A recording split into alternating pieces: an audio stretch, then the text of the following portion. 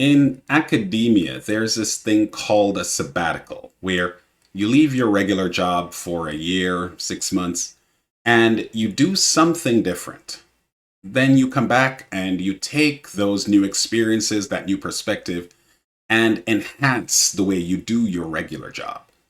This allows you to think of new approaches and interesting ways to solve problems.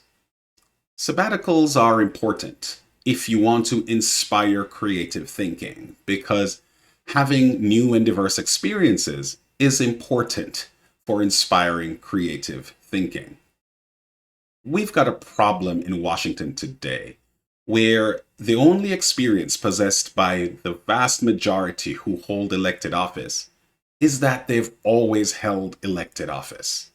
These are politicians whose only experience is being a politician, and being a career politician is not a great way to solve new problems.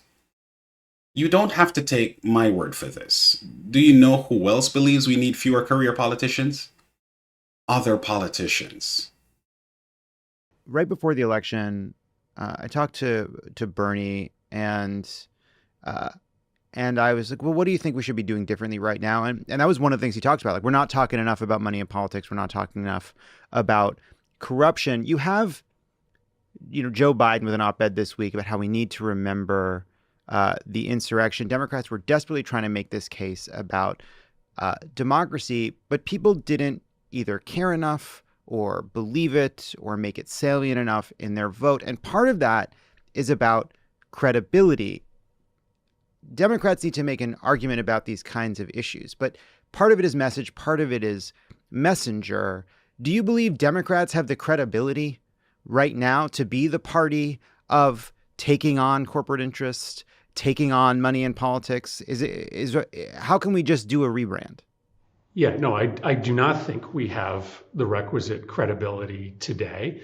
And, Joe Biden, for all of his strengths, was not necessarily the right messenger to open up a new populist critique of the way that the neoliberal economy works. I think he was very sincere in his belief that we should start breaking up corporate power and breaking up monopolies, but he was not practiced in that rhetoric because that's not what he had spent his life working on. But I think there's a bunch of ways that we can solve for this. I mean, we can change the way we recruit candidates.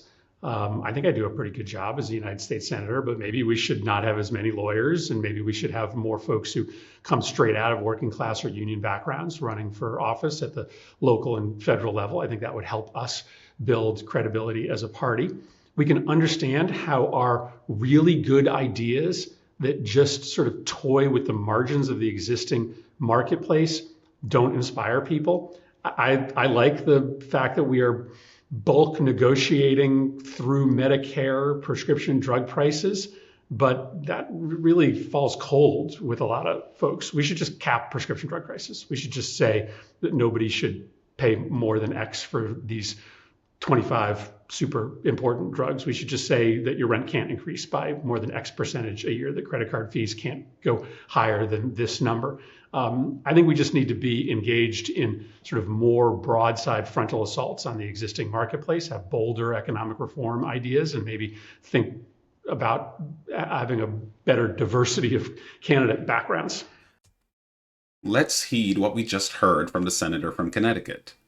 Let's elect representatives who understand our lives, who live our lives, and not just more tired politicians.